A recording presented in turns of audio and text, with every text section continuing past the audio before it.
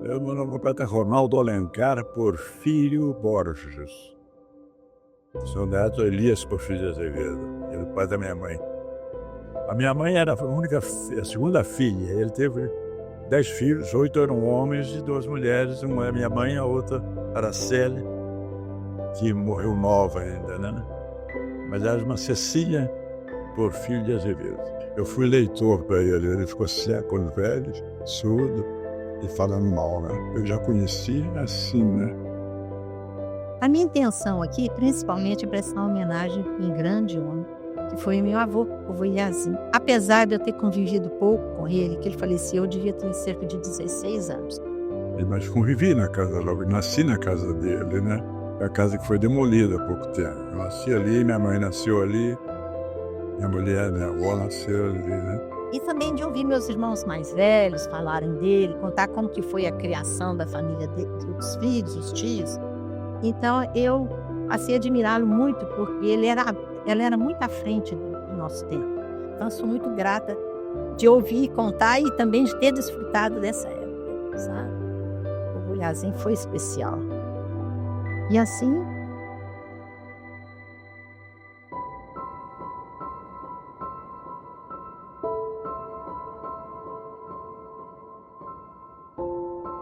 Mas o pai dele, quando morreu, a mãe dele casou de novo, poucos anos depois, e ele foi para o seminário jesuíta em Mariana. Ele estudou com o seminário de Mariana até os 17 anos e voltou para Araxá.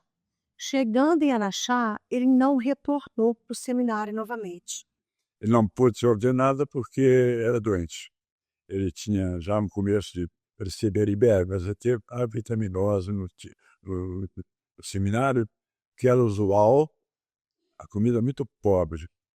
E voltou para Araxá e se casou aqui aos 19 anos, por aí. Só do seminário e rapidamente se casou. e deixando o seminário, ele já trouxe toda a sua cultura, né? Que de seminarista daquela época, então, que a igreja tinha muita influência, e ele teve muitas oportunidades de aprender, de desenvolver culturalmente. E ele chegou aqui em Araxá e ele conheceu a minha avó, vovó Dolores, que era filha única, e começaram a namorar e se casaram. E eles tiveram 11 filhos. Um faleceu antes dos 2 anos de idade. O seu Elias era músico. Ele tinha ouvido absoluto e ele era um músico autodidata. E todos os filhos nasceram com aptidão musical. Então eles tiveram aquele tanto de filho, mas é uma família assim, extremamente patriarcal. Destacava pela autoridade do pai. Então os filhos tinham muito respeito por ele e a gente também, como neta, aprendeu esse legado, né, de respeito, só falar oi vó, só isso porque era o máximo que dava de oportunidade, né? Mas a gente aprendeu muito com os tios, porque eles também, o vovô Lhazinho fez muita questão que eles se formassem, estudassem, morassem fora, para pegar justamente para voltarem formados. O curso superior e tudo, a maioria, de fato, formou. E a natureza dele era gostar de arte. Ele preocupava com arte para o povo, não demagogia. Ele gostava e você viu, aqui via, né? E o vovô Lhazinho fez muita questão que eles se desenvolvessem no lado da cultura também. Então, como aqui não tinha professor para nenhum instrumento, a cidade era muito pequena. Então, ele trouxe professores de fora que vinham para cá, hospedavam com ele para dar aula para os filhos que tiveram oportunidade de aprender música. E lá tinha uma parede, estava escrito Quarto dos Músicos, Sala dos Músicos. Depois foi pintado, mas já ficou a parede lá. Depois nós rebocamos para ver lá. Estava lá o que ele fez lá no Quarto dos Músicos, a casa dele. Então eles formaram o grupo, né, dos irmãos Porfírio, e o vovô Lhazinho tinha a banda Santa Cecília, que tocava nas festividades da cidade. Seu Elias fundou a primeira banda de Araxá. Foi em 1906 e a banda chamava Banda Santa Cecília.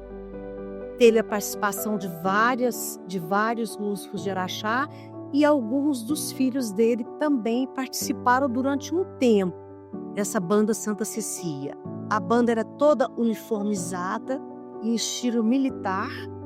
Inclusive, aqui no museu nós temos a indumentária, que é muito interessante, que ela tem 119 anos.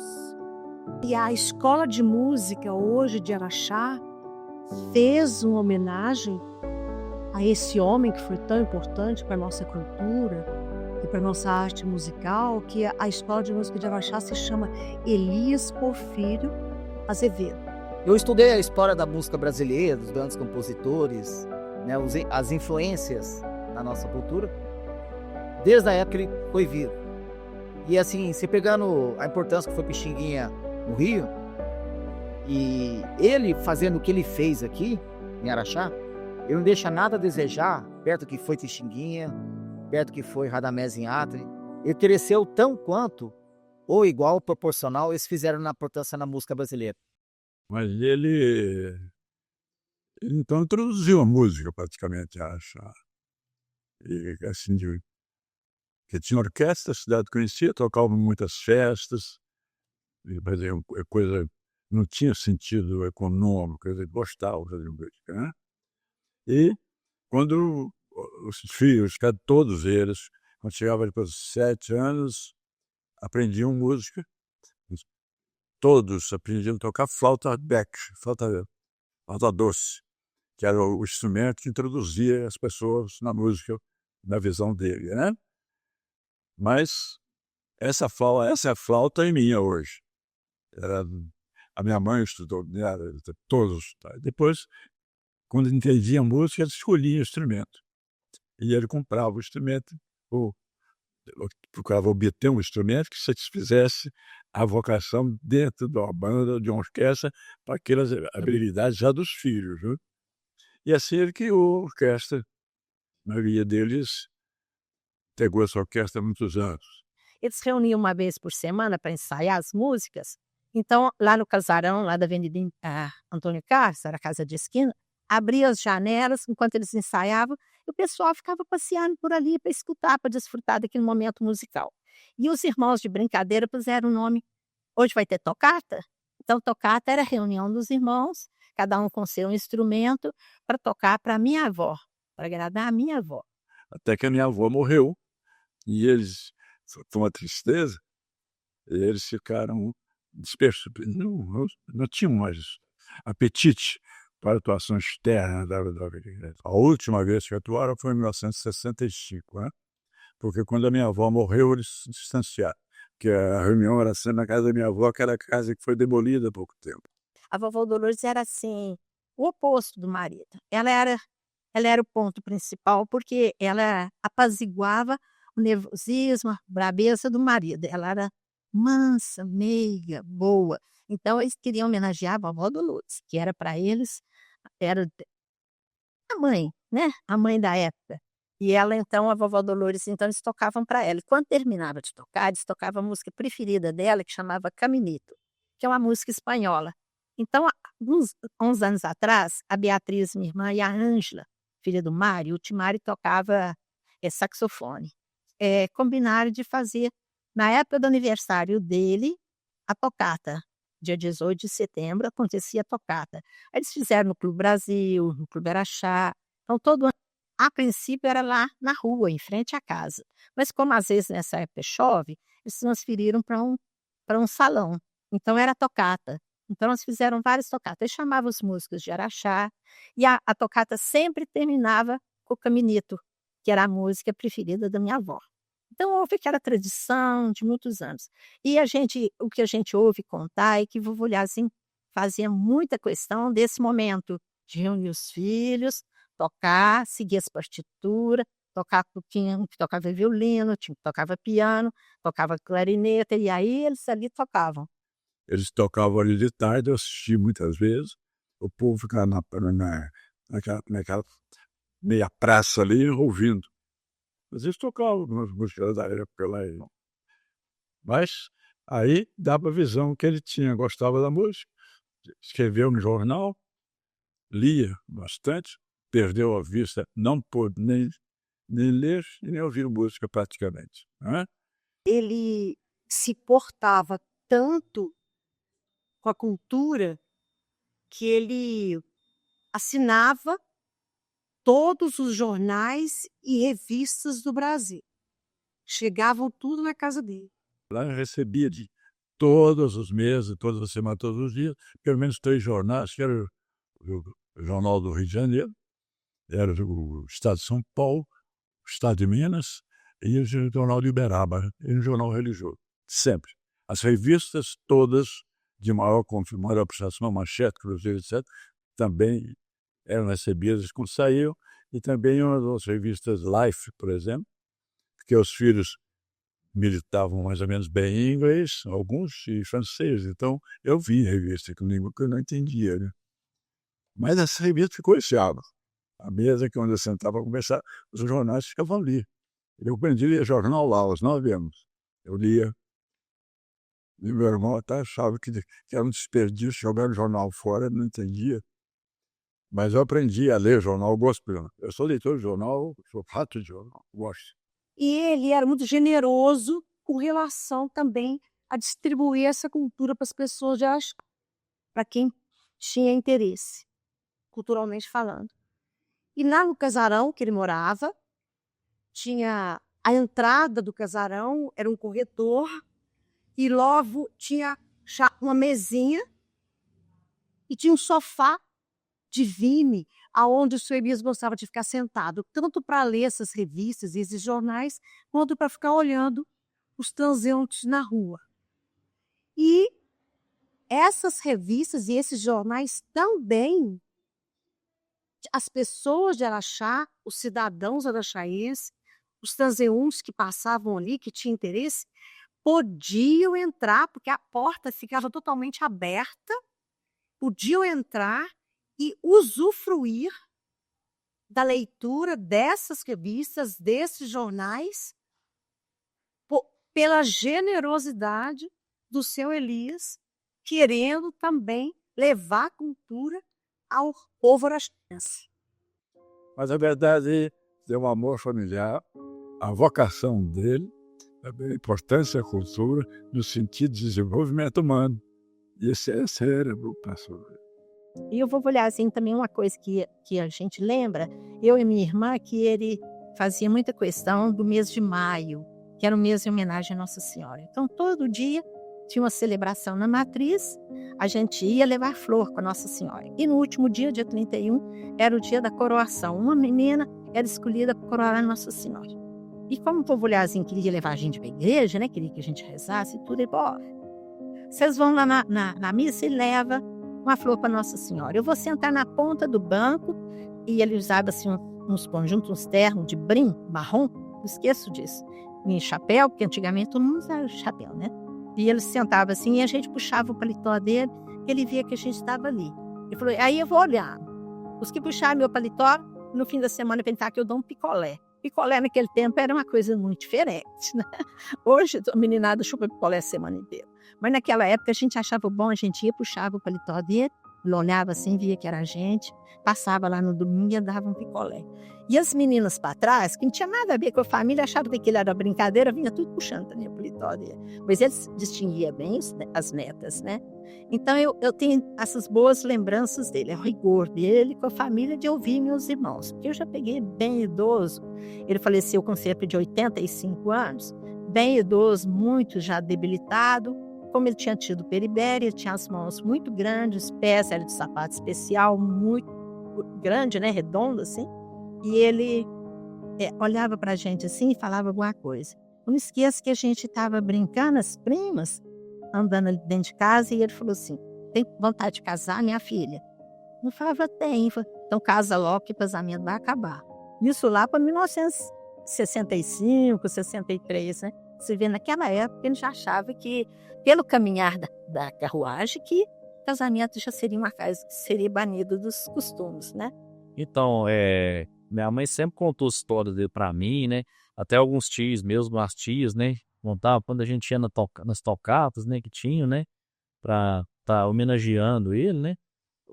O mais interessante, assim, que eu acho é o tanto que ele era à frente do tempo, né, como a minha mãe falou mesmo, porque naquela época, né, que a cultura não tinha um acesso que hoje em dia as pessoas têm à cultura, né, que hoje em dia você tem internet, né, tem vários meios de comunicação, tudo.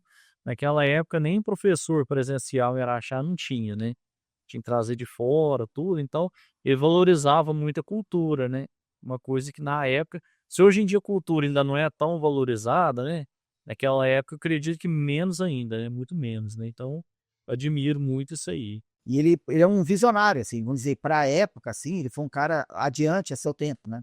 Eu sei que a minha avó era muito rica, né, e ele triplicou o dinheiro dela, numa época que as possibilidades aí de crescer profissionalmente, contatos profissionais era muito restrito, ele foi muito longe, né. E fez muita coisa aqui em Araxá, ele fez prosperar a cultura, a arte. Não, cara, assim, adiante a seu tempo. O seu Elias foi um grande empresário em Araxá, ele tinha fazendas, ele era comerciante. E por ele ter todos esses bens, isso também ajudava, cooperava para essa vontade que ele tinha de trazer cultura para Araxá. Mas ele mandava os filhos, depois de chegarem a certa altura, em 9 anos, todos aprendiam um ofício. Tinha sapateiro, alfaiate, carpinteiro, marceneiro, e ele dizia que essa profissão vai ter enquanto o mundo durar. Então, a visão dele é que a profissão é uma coisa no nível ofício, ninguém pode tirar de você. Então, é importante estar prevenido, né? E assim todos tinham a sua arte junto com o seu curso de faculdade, porque se o curso de faculdade não desse certo, tinha esse ofício. E se quisesse também, podia ter esse ofício. Dali para frente todos estudaram. Ele mandou todos os filhos, vou falar todos para generalizar, evidentemente ia ter alguma pequena exceção aí, mas ele que foi ex-aluno jesuíta, selecionou o colégio jesuíta em Nova Friburgo, Estado do Rio, para formar os filhos, e eles foram para lá. E todos que chegavam na idade iam para lá, estudaram lá. O Dom Zé Gaspar Casamento, que se conhece o arcebispo de Araxá, ele foi junto com o meu tio, que é o Padre Laor. Ele iniciou na vida religiosa lá, levado pelo meu avô, não por necessidade deles, mas por convívio, né? E a formação religiosa do Padre Laor começou aí. Então, eles achou que o jesuíta mais completo. E, de fato, ali ele expandiu o gosto pela música, pelas artes. Ele não vinha de 6 em 6 meses, era 1, 2 anos, né? E voltou com uma base cultural diferente para quem está disponível em Araxá, porque Nova Friburgo está perto do sul de Minas, e Minas ali naquela parte, na verdade, é a alma do Brasil, não é? Mas eles foram para lá, estudaram, voltaram, tem arquiteto, tem dentista, farmacêutico, mas eles foram todos, vieram com essa base da arte, a profissão e a cultura. Ele era um homem voltado para a cultura, mesmo que fosse inconscientemente, que ele não tinha ideia de fazer cultura. Ele gostava daquilo, não é? Os filhos dele eram... O primogênito foi o Padre Laor, que foi empossado e foi trabalhar em Patos de Minas. O Mário Porfírio de Azevedo, ele teve formação acadêmica, ele tocava saxofone e clarinete. E ele foi um dos primeiros dentistas de Araxá a trazer o primeiro raio-x de odontologia aqui para a cidade de Araxá. Araceli tocava flauta transversa, faleceu muito nova, com 53 anos de idade. A Cecília tocava piano e flauta transversa. Parou de tocar piano para se casar, teve 17 filhos e foi morar na fazenda. O Lamartine tocava trombone e ele foi fazendeiro, comprou uma chácara e foi se dedicar exclusivamente à chácara dele. O Joaquim foi farmacêutico, professor, ele era poliglota e ele tocava a flauta transversa e violoncelo. E foi o proprietário do jornal Correio de Araxá em 1957. O Genaro foi comerciante e ele tocava violino. E também ele participou muito do cinema-teatro, lá em Patos de Minas. Na verdade, ele foi para lá exatamente para isso. O Apulcro, ele era dentista e na orquestra a participação dele era como pianista. O Guzmão foi eletrotécnico, tocava acordeon. E ele trabalhava na oficina ao lado da casa do pai. O Jarbas teve formação acadêmica, ele era advogado, foi poliglota, ele se formou na USP, ele tocava piano também, mas ele não participou da orquestra Irmãos Porfírio. O único que não tocou instrumento musical nenhum foi o padre Laor. Aqui na Sala dos Músicos, no Museu Memorial, onde está exposta toda a história da família através dos objetos deles também. Aqui nós temos vários objetos que pertenceram a eles, inclusive as composições de valsinhas que eles faziam também, os instrumentos musicais, objetos que pertenceram às filhas, a Cecília, Araceli, vários objetos também do padre Laor que são muito interessantes, estão todos expostos aqui. O Museu Memorial de Araxá, durante muitos anos, ele foi no casarão da família Porfírio Azevedo. E dentro do casarão, uma grande parte das salas do casarão foi dedicado a contar a história da família. Era lá que ficavam expostos os objetos, biografia, fotos, tudo relacionado à família. O Memorial de Araxá homenageando a família Porfírio e Azevedo através dessa sala específica. Em 1900, os primeiros anos do século passado, ele entrou gostava de teatro, escrevia pequenas peças de teatro, treinava, os filhos também atuavam, e ele atuou muito nessa parte de teatro, e inclusive escrevia as pequenas peças assim, eu até tinha de uma coisa muito simples para ser falado para a gente, com aquele teor cultural da época, né? O senhor Elias viajava muito, ele e Dona Maria Dolores, para o Rio de Janeiro, para assistirem peças de teatro, filmes que ainda não tinha acesso aqui em Araxá, para ele ter novas ideias para expor essas ideias quando ele estivesse em Araxá. Você vê que meu avô era tão culto que ele montou um cinema, foi o primeiro cinema da cidade, né? Trazia filmes para passar ali, a princípio era até filmes mudos, né? Que eram narrados, né? E eles tocavam antes da sessão cinematográfica. Isso funcionou por muitos anos com eles tocar. E lá para 1900, começo do século, ele já fazia teatro. Ele resolveu construir um teatro. E ele já tinha um cinema que era ali em frente, no começo da Franco de Castro, e no meio da loja de imóveis, ali em frente. Ali foi esse cinema onde ele atuou, e os filhos, o cinema era mudo, a orquestra dele dos filhos, vamos dizer, tocavam as músicas dos filmes, aquilo era adequado.